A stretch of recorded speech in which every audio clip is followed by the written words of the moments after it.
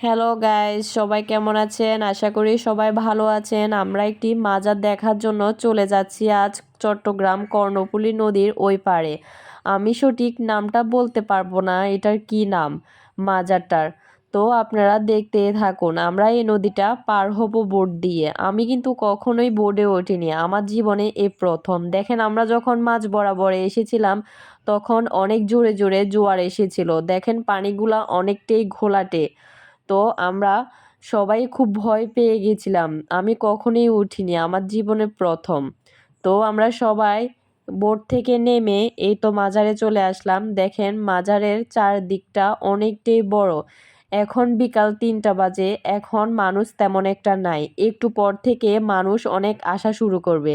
এই মাজারটা নাকি অনেকটাই পুরানো দিনের, অনেক আগের মাজার। এটা এখন নতুন করে উঠানো হয়েছিল। আগে ছিল ছনের ঘর আর এখন হচ্ছে বিল্ডিং। তো আমরা সবাই মাজারের ভিতরে প্রবেশ করলাম। দেখেন মাজারের ভিতরে এরিয়াটা কিন্তু অনেকটাই বড়। এখানে হিন্দু, মুসলিম, বুদ্ধ, খ্রিস্টান কোনো ভেদাভেদ নেই। যে যেভাবে পারছে যাচ্ছে, এখানে কোনো হিংসা নাই। তো মহিলারা কিন্তু মাথায় ঘোমটা ছাড়া যাওয়া যায় না। দেখেন এই কর্নারে একটি মহিলা তার মনের আশা চেয়ে নিচ্ছে এই মাজার থেকে। তো আমিও কিছু চেয়ে নিলাম, দেখি আমার আশাটা পূরণ হয় কিনা। তো দেখেন মাজারের চারদিকটা অনেকটাই বড়।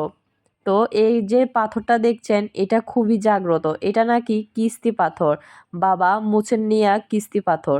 তো দেখেন মাজারের ওই পাশে, আর এই মাজারটা নাকি অনেক পুরনো দিনের মাজার।